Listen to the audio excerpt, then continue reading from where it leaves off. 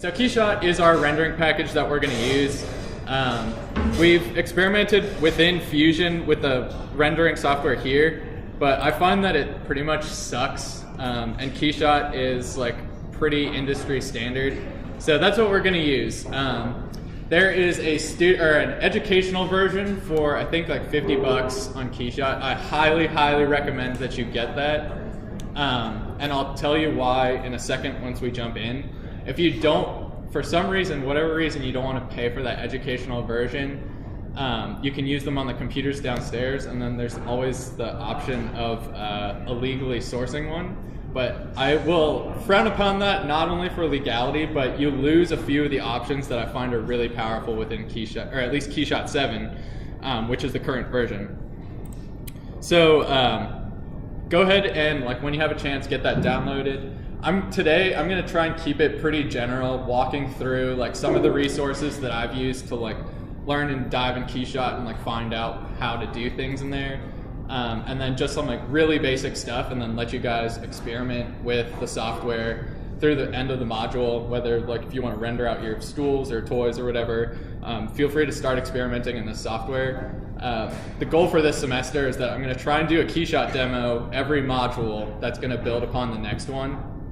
So today's going to be really basic and general kind of stuff, and then next time I'll probably cover like materials or lighting and cameras and stuff like that. That way you guys actually get tutorials and demos and some expertise on how to actually use Keyshot rather than like letting you guys blindly stumble through it. So I have Fusion open right now. I just want to show, like, I modeled this like really weird form thing. Let's say it's like a futuristic egg timer. I'm happy with like my surfaces and my bodies, and I'm ready to like render this out and make it look like a real object. Just important thing to note, since like it can be a little bit, well, let me rewind a little bit. So this is essentially what Keyshot looks like while it's open. Let me pop open a new file. So in here, there's essentially material, like an entire palette of materials that you can look at. How easy is that to see? Do I have to make it bigger? There's all these preset materials that will import a model and then apply those. And then there's settings, like all kinds of fun stuff over here. But what makes Keyshot, in my opinion, really useful is that there's a really large community of like not only resources, but people who use it that are super helpful. So as a reference, I'm going to run through that really quick. On Keyshot's website here, under resources, there's tutorials, downloads for like free scenes, like any kind of the assets that you can find in Keyshot. And at least for me, like figuring out how to do really cool stuff in Keyshot was just downloading those resources, seeing how people figured stuff out, and then like reverse engineering it. So check out their website, check out like all the free stuff on here. Like there's some really cool scenes. Like I've done some like whole interior room renders based off of like one of these scenes in here, like trying to figure out how to light stuff like that. So people are like pretty clever in the way that they can achieve stuff in Keyshot. Another good resource that has saved my life a couple of times is the Keyshot forums. Again, there's a ton of really nerdy people who do just like crazy stuff. So if you ever have questions or like trying to achieve like something really like specific, make a post on the forum and then see what people say on like how to achieve that kind of stuff.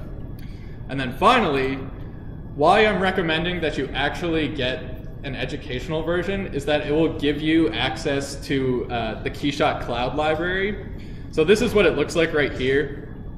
And this is essentially all user uploaded materials, backdrops, environments, any of these setups. So like there's some really weird dumb stuff on here, but there's some really cool like materials that like otherwise would be like kind of a pain in the ass to figure out, and it's just free for use. You just hit download. As long as you have a Keyshot account that you have like paid for Keyshot, you can download it and it will automatically sync with your software.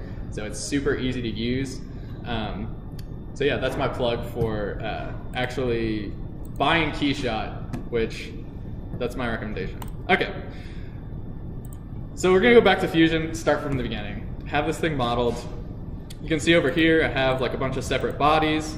And essentially the idea in Fusion is that you like kind of planning ahead of time, anything that's going to be a different finish, material, or surface, I want to either be a separate body or surface within Fusion. So looking at my model here, I have this body here that I'm planning on being a different material than, let's say, like this body here. So I have them as split bodies. There's also kind of the trick that sometimes, let's say that like, I'm going to focus on just this body right now.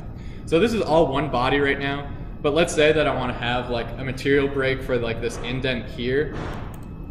I found, I don't know how I stumbled upon this, but if you take a different material or color within Fusion and apply it to a face within here, so let's say if I add it to these faces, it's going to import into Keyshot as a separate surface that you can then apply stuff to. So it's like really useful for doing like, let's say this is good, like this whole object's going to be the same material, but there's going to be like a textured pattern in here.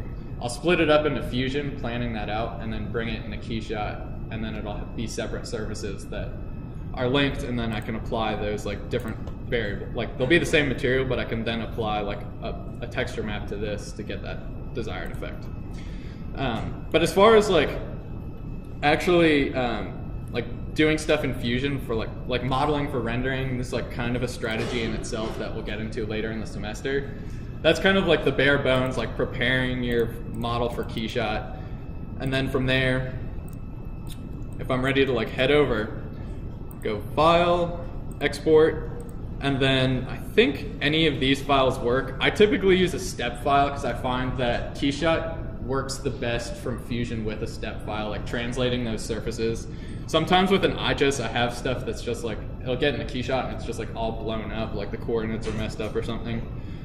So I recommend exporting a step file. I've already done this, so I'm just gonna pop back over to Keyshot. So once I'm in here, pretty straightforward. So this is our like view window here. I'm gonna import my step file. And then you have some settings here. I typically leave these bottom three alone. I center, snap to ground, and Z up. So you should have Fusion by default Z up, but for whatever reason you don't, or it's, let's say you're using SolidWorks, which is inherently Y up, you can toggle that and change that and make your life easy. For now, I'm just gonna hit import, and my thing is now like semi-real in like a rendered environment. So I'm gonna try and not nerd out too hard, and maybe like, I guess I don't know if Aaron's here. Yeah. You could really nerd out about how Keyshot works, but essentially, I'm gonna run through it really quick. Essentially, and correct me if I'm wrong, Aaron, but Keyshot, the way that it works is essentially, it might be easier to show this too if I zoom all the way out. So I have this sphere that's essentially a 360-degree environment. Within that sphere, I have sources of light, and those sources of light generate rays, which will shoot out from the source of light, hit your model, and then bounce off, and then essentially inform like what color, finish, and like all these properties of your surface. And then that's captured by like kind of this dummy camera that I can like twirl around my environment and like start, well, I'm zooming too far. That I can navigate around my environment and then like capture whatever scene that I want. So I tend to, like in its simplest form, to think of this exactly like a digital photo studio. So if you haven't like used the photo studios here at DAP, I find that it's like actually a really good physical representation of what we're doing here, and then like that kind of like helps me grasp like using any knowledge of cameras, photography, any kind of studio knowledge will help you within Keyshot.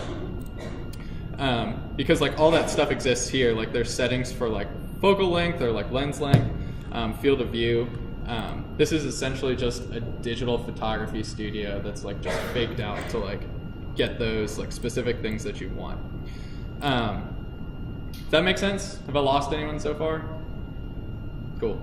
All right, so now that I have my model imported here in Scene, this is typically like your model tree, like similar to the browser that you have within Fusion. If I expand this, these are actually all of my bodies that I had split up in Fusion. And then from there, we have all these preset materials here. Let's go into metal, say brushed aluminum. I can just click, drag, and then drop over my model, and then it's like literally that easy for applying materials. That being said, the barrier for entry is really low, but there is a ton of like technical knowledge within here to like actually get like the look that you want.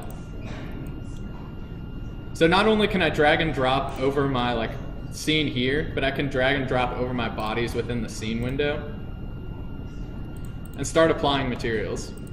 I'm gonna open up the file that I was working on last night. So this is like once I have, let me make this larger. Once I have like all my materials applied, like you can start to see like I have a folder with all my like little LED lights in here. I have anodized aluminum, like this purple anodized aluminum, not only on the top but the bottom. This is like a cloth weave. So all these descriptors of the materials and then what they actually are. And it's really that easy for like just setting up your file and like getting something out of it. So it's similar to the Fusion render. Do the names of your bodies and components carry over? It does not. It arbitrarily like renames everything. So like I can name everything in Fusion that I want, and then as soon as I import it in a Keyshot, it like takes the file name and then adds like a numbered extension to it. So I find that it also messes up the hierarchy of which you have bodies organized. So it's like kind of a pain in the ass, like first importing something that like things are like completely out of order, and I find that like I roughly know like importing this, that I have like this folder full of LEDs. That was actually just a long list that I just shift clicked, like right click, like created a new group, and then like dragged everything in there because it's all the same material, and then I can hide it and like organize it rather than having a list of like 30 different bodies. So this actually works similar to like layers within Photoshop in that you can right click, create, and then add groups, which essentially like acts like a layer that you then like can apply like group stuff to. So that group that you can apply material. Yeah, so right now I have this as like, you can see like the orange highlights here. These are all my like tiny little LEDs that are gonna be like an emissive light. But I can, if I hide that. Let's say I wanted to apply the same material to all of them. Groups make it really easy to manage, like duplicates of bodies that have all the same materials. So I find like I'll import everything into Keyshot and then start like organizing my file right away, because it's just easier to have like nicely organized groups and layers within here, and then quickly like adding the materials that I want to all be the same or like similar and laid out, and then neatly organized. With the LEDs, so like the materials that you're looking for, the LEDs and stuff, they carry like material properties that actually. Yeah, so that's actually a pretty good jumping off point for like actually covering more of the specific stuff. So I have all these preset materials in here. One of them is like actually an LED light. So like these are materials that I've made that like I use over and over for like an LED cover and then a LED that goes behind it. But all of these preset materials actually have material properties. So if I want to look at this, I think if I double click it, it brings up the material window here. That this is my anodized aluminum rough purple. So I have like all kinds of settings here, and this is where Keyshot actually gets really powerful in that under material type, there's like 30 some different settings for material types that give you select lists of options that you can then manipulate to get really specific looks and feel. So under metal here, I have metal type, metal preset, roughness, which is essentially, if you think about like a flat surface, let's say like this aluminum table here, having a really low roughness means a super flat surface, which will make it glossy, like it'll reflect light. Having a super rough surface makes it, let's say, like microscopically bumpy on a level that, like, if light hits it, it's going to become a lot more matte than glossy. So there's a lot of settings within here, and that's why I recommend, like, go through the Keyshot forums, go through the examples, see how people set up these material properties, because some of them, like, I think this LED cover is the advanced material, which has literally every option that you can have on a material. And it can get super confusing, like going anywhere from a diffuse to a diffuse transmission. It's like, that's super nerdy technical stuff. Like, how are we expected to know that? And it's just like, with experience and like going through it and like messing around with the settings for learning what that is. Can you create and position multiple light sources without making bodies that are LEDs that you hide out of frame? Yes, I will get into that in a second. So between this and ZBrush, what would be better for like creating a simulated like odd texture, like say like bumpiness of like fabric or something? It really depends. If you're trying to do like, let's say if you're like trying to model a draped cloth over, let's say, a table, that would be done in ZBrush. But for like, as far as like, that would just be your surface, which I guess you could model in like the roughness of the weave. But like this right here is actually a cloth texture that I have like a bump map, and as it starts to like live render out, you can see where that texture exists. So like, that comes with experience, knowing like what is modeled, what is a texture within Keyshot. So like some things, just like, let's say if I wanted to do like on my like little button lever thing, whatever this thing is, if I wanted to have a texture in this divot, I could either model it in Fusion, or I could bring it into Keyshot and do a bump map to do like these real like little microscopic bumps. But if I wanted like 3 bumps on the inside there, it would be a lot easier to do in Fusion. And that just comes with experience of knowing like, I can accomplish this in Fusion, I can accomplish this in Keyshot, as far as like actual geometry and then look and feel of what you're trying to achieve. Does that answer your question? Cool. All right, so jumping into like, now that we've, like, materials probably deserves its own demo. So I'm not gonna really touch on any of the actual like specific properties and what they do. I'm gonna leave that to you guys, like use the preset materials, see like what the settings do, just like mess around with it. The textures are really powerful within here, and that's gonna be within the material demo. Like, I just don't have time to cover like, super specific stuff like that today. But to answer your question, Andrew, you can, I'm actually going to hide this. There's like an environment tab here. So this is like our actual like photo studio. If I toggle lighting environment and zoom out, okay. If I rotate around my environment, you can see that I have this white light source here. I have another one like opposite here, and then these like black reflectors here. If I go into my tab over here for environments, there's all these preset options. So there's like a light tent here that I can drag and drop. And these are essentially just like preset studio, like lighting, lighting points. And we'll do another demo here. Like there's this HDRI editor that, let's see, they changed this around a little bit. So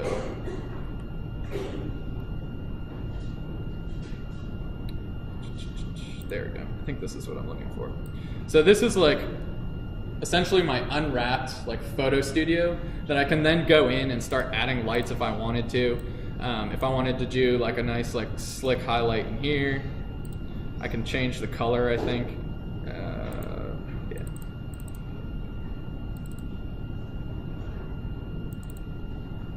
Let me change the color. Oh, let's try.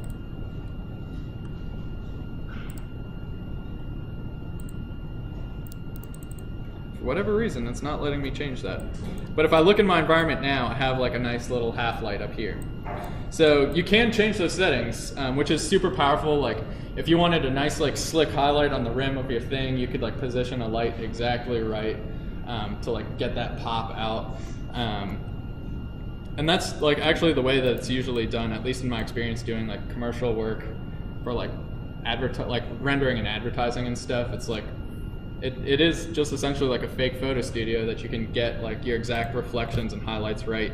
And having these environments in place actually makes that super useful. So not only can you have like a photo studio, but you can do like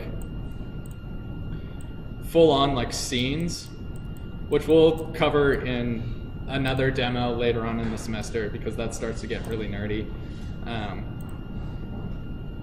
So that covers material, just went over environment. Does that like sufficiently answer your question? Yeah. Okay, cool. And we'll get into more specifics. Like I said, like I can really go on forever about like all the different like features in here and then like how to like use them correctly. So now that we've gone over material, environment, lighting is like loosely tied to environment. Like these are just specific settings as far as like rendering out. And then we have like an actual camera, which I've mentioned before, that you can change the settings in here to get like really specific looks.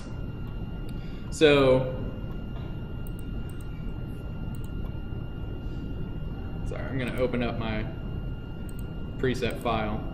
So now I have that now that I have my materials applied, now that I have my environment just the way that I want it, it's just as easy in the Fusion render. There's like a big render button down here. A bunch of options here. What makes Keyshot, in my opinion, also super useful is that they just added like all these layer passes that you don't have within the Fusion render, and that like this is super useful. Actually, maybe I won't go over this today. This is super useful for isolating all the different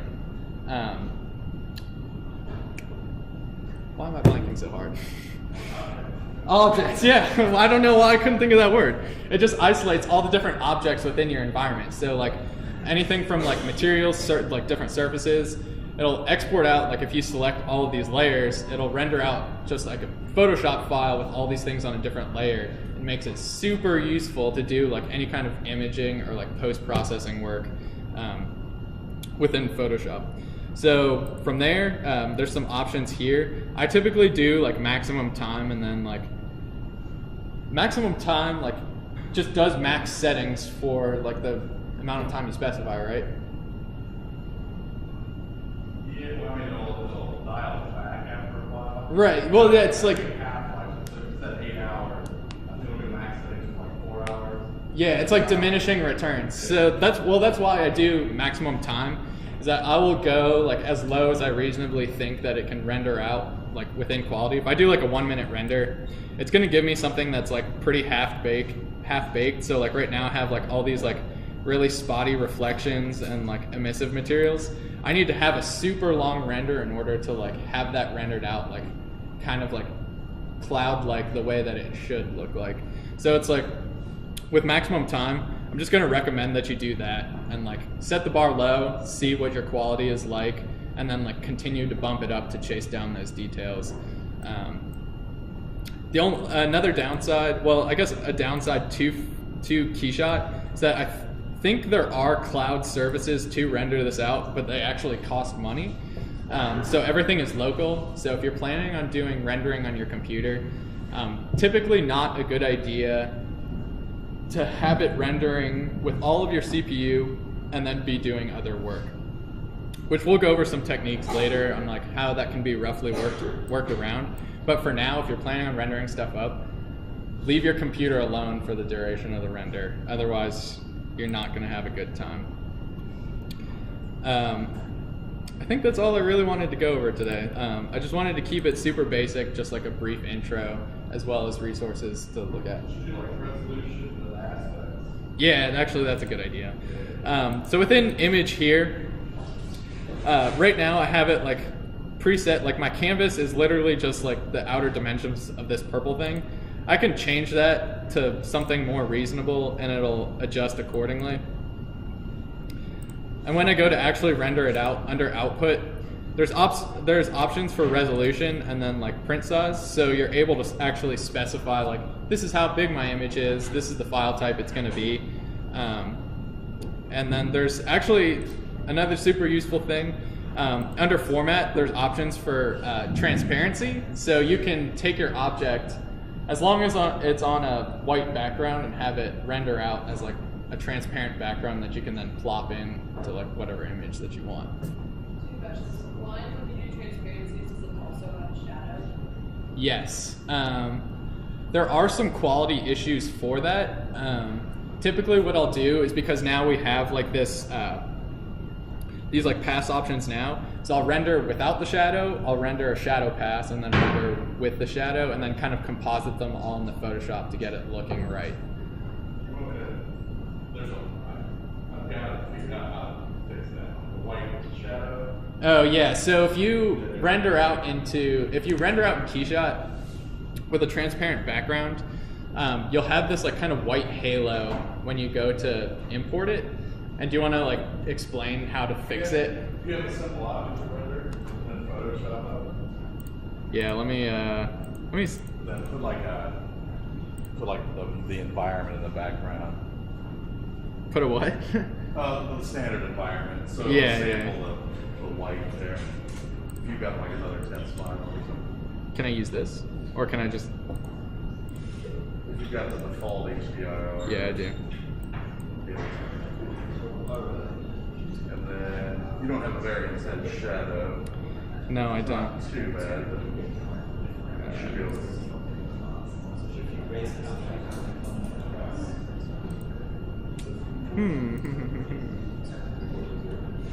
They have an override there, like how dark it is. Like, I know, I'm trying to remember where it is. Are you in 6 or 7? That's I'm in the- 7. So that's the bad part. I don't know how you're around 7 years. Yeah, I've only been using 7 for like a couple of weeks. Well, that's fine. Okay. So, but do you have an object that you can render fast? Yeah, let me. You got like a cube or something like that? Yeah, it's. All right. So this is something that plagues Keyshot users and makes you look real basic if you don't have it figured out. I talked to my students about it like Monday a little bit. Let's see if we can get it. Let's see, like on the bottom of the ground there. Can I? Do I need to have it snapped Yeah. to? You just move it closer, you'll be fine. Perfect. Is that satisfactory? Oh, yeah, perfect. All right, so he's not going to worry about too many other settings, but let's go ahead and let's open up render and the render settings. Okay, so one of the things that we're going to have to do, which is what we kind of suggest all the time, is you definitely want a Photoshop file. We'll keep the resolution where it's at. But one of the things that we can do is, we'll just say all the render layers for now. Hit that checkbox. And then I keep forgetting about, okay, it's 6, you have to add to PSD. There was an add to PSD checkbox. You got to make sure that's checked too. So go ahead and render that real quick. It's gonna take. And then I just double check the transparency there. No, I forgot that one. So then if you go, you're at still image, so it said include alpha, like the alpha channel, the transparency. So go ahead and render that. And then open that up in Photoshop when it finishes up. Oh man, crank it up, we got all sorts of fancy settings. I just did 30 seconds. Okay, that'll work. Yeah. Compose myself in 30 seconds. Yeah. But then I would go ahead and open it in Photoshop. That way you can.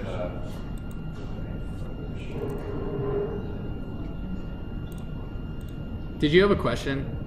I saw you. Yeah.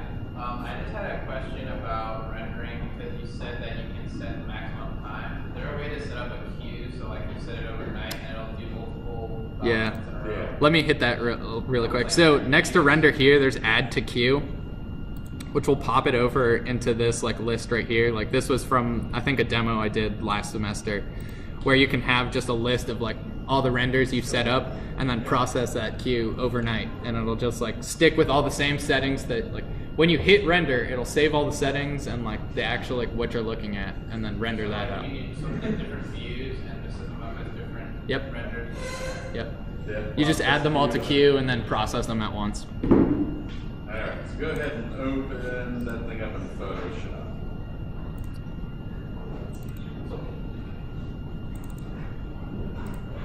Oh man, I think it was. Oh, we're late. 29. Was it? Okay. I buy that. Yep. Okay, now go ahead and then add a layer below that, and then put a bright like green layer underneath Okay, so how well can you actually see how like that shadow is white? Okay, so you get made fun of. Like, well, is the shadow white? That's not. So now this is, so if you go back to Keyshot, so how you bypass that is you go back to the environment. Oh, sorry. No problem. I was paying And then what you'll do is go ahead and make the background be a color. Go ahead and select your color and do a RGB 000. It's not letting me select this any kind of color for whatever reason. Is it hiding underneath there? I don't know.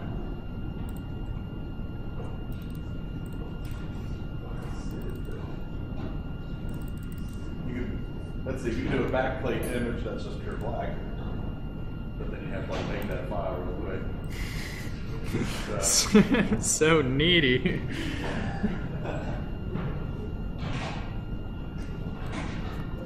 So what the idea is you'll still have all the environmental effects that affect the object in the scene, but then what it's going to do when it renders that, like the shadow, it will not sample, what it's doing is sampling color from the environment. So in this case, it's a white, kind of a white background.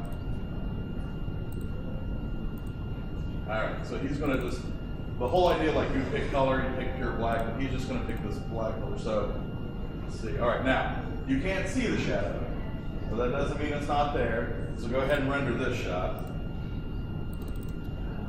Yeah, 10 seconds. Yeah, it's not really trying to render anything complicated. So that's good there. So then go ahead and open that in Photoshop. It's rendering. Oh, it's still going. Oh, I thought it finished. Oh, 99.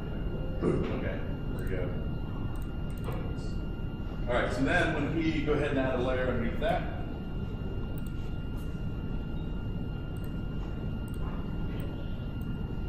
All right, so see how it's dark. So what it did is the white of the environment was what was sampling it. So this is, you know, okay, yeah, this is new hotness. It was old busted, right? So that's it's actually not picking with that pure black. It's not getting any samples from that. So the shadow then becomes what it's intended. Okay, so that's kind of a rookie thing we want everyone to kind of understand, because if you want that object and then you want it in, like if you were putting on a board and the board has a particular color, but you just, you know, maybe you still want to view the floor, that's how you would do it. So you put that underneath the map and mix it there.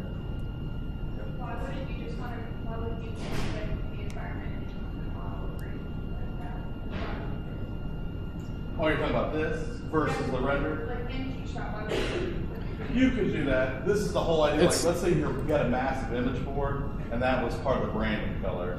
You have an asset that you want to have, you know, nothing around it, so you don't have to like, you know, magic wand it or whatever. That way it's flexible to put it anywhere. Well, it's not really transparent. It's not as much about having the color in the background as it is having that like shadow render out correctly within Keyshot. Like I never sampled green or anything within Keyshot. The green is just there to highlight that, like, with like this transparent background, it's difficult to see that this like shadow is really washed out, whereas this is actually like contains the level of detail that we're actually. Yeah, my bad. Is that what you were wondering? Yeah. Yeah. The other one samples the environment there. I'm trying to think. Here's a couple like typical resolution, like pixel resolutions. Oh man, I can Sure. wax on about that. Yeah, I mean, if you want to take over for that. Well, I mean, what I was kind of talking about that earlier is it's really how many pixels per inch you want for whatever you're going to deliver it to. So, does anyone actually, you printed out like driving instructions on Google Maps that's 72 pixels per inch, so it's all pixelated, right? So it's a big argument about how many pixels per inch, but 72 doesn't work. This screen is about 72, but so it used to be like 150 was good enough. I don't think that is good enough. It really depends what you're doing. Like if I'm rendering stuff out for my portfolio and size is like really a constraint, I'll render stuff out usually at like 96 because it's really going to only be viewed on the web. If I'm printing renders for boards, then rendering out at 300 with the print size that I need, like knowing that my image is going to be this many inches by this many inches, it's going to be printed out, so it's going to be 300 DPI. Yeah, and then like the densities, of course, is a factor, but you need enough pixels to do that. So it's like you always want to have more pixels reduced down than make it to, you know, than try to make something small and enlarge. So this is like 72 pixels per inch. So if you're kind of like doing a delivery to like a web delivery, but my phone, like an iPhone, so that's like 153 pixels per inch. I didn't know you that. got like 4K displays, depending on how big they are. So I'm telling people, I usually do like at least 96, but you know, I always want more and reduce down to what my delivery is. Then you just don't, you've seen it on websites where you go there and they just put a dense enough pixel image, so it looks, you know, you see it blocked. Looks stretched out. Yeah. So the key is even though you have so many dots per inch or pixels per inch, but if you know you're going to deliver an 8 by 10, you know, yeah, I and can you need make that this 300 pixels per inch, so you're going to it's 8 by 10. So you know, oh, it's because might my be a ratio there, but it's like 3,000 by 3,000 by about 3,600 or something. yeah, something like that. So you want to have more than less. Now, as you increase in pixels, you increase in render time. So then it was like, I did a lot of animation work. So we did stuff that's like, okay, we're going to do deliverables that are 1920 by 1080.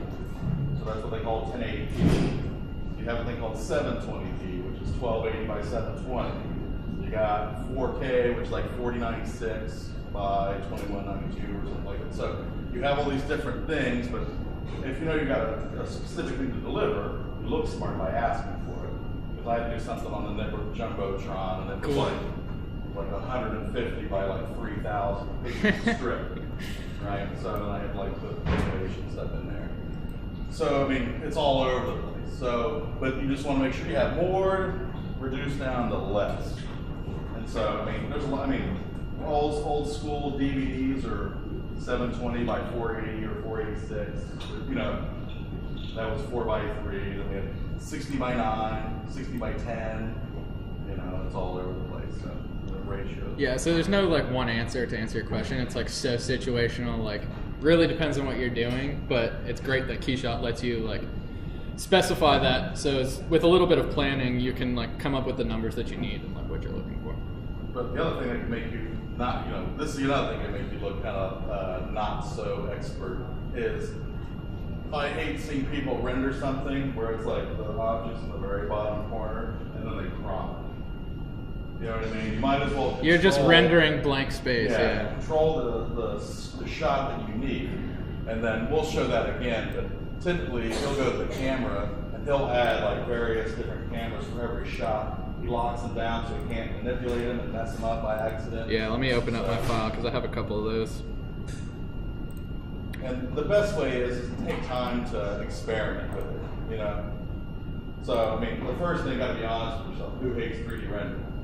So, yeah, I won't memorize. Okay, got some honest people. All right, so you know that you've got a negative bias to overcome, you know? But for people that, oh man, I'm really interested in how to do this stuff, I mean, you're gonna actually spend more time in it. But you gotta spend enough time to at least experiment with like all these different settings.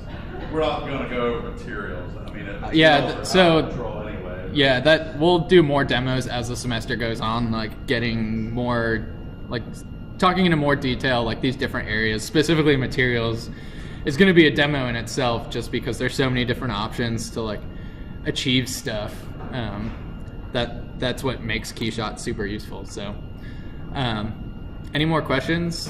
We're just trying to keep today super basic, so. Yeah, spend some time, just experiment, because I think everyone's winding down their first 3D project. Yeah, exactly. So. Yeah, now's a good time to start messing around with Keyshot. And it's just one of those things, like play with it, like import stuff, mess around with the settings, and that's like really the best way to learn. Well, one thing I've been doing, I was wondering to install it, but they make a Keyshot plugin, which is actually awesome. Yeah. So it's like you don't have to save a step or anything like that. It'll just go right there and do it for you. So that's kind of nice. Yeah, it looked like it was on cross-platform. Yeah, it was Mac for the longest, Mac only for the longest time. But they introduced it to Windows recently, if I remember correctly. So yeah, probably worth checking out. It's under, I think I have Fusion here. I think you I can just do a Google search for it, but it's a you can plugin. find it in the Fusion 360 App Store. It's like one of the first things is a Keyshot plugin, and that'll let you just go in here, say go to Keyshot, and then it'll open up a Keyshot window that you can use. I am so used to using the Keyshot standalone version. I don't know if I'll ever use the plugin, but old dog new tricks. Maybe I'll learn something It new. keeps the same hierarchy. Yeah, that's true. That's- Okay, that is actually super useful. Yeah. So, but you're going to reorganize it depending on how fancy your Keyshot environment is. So.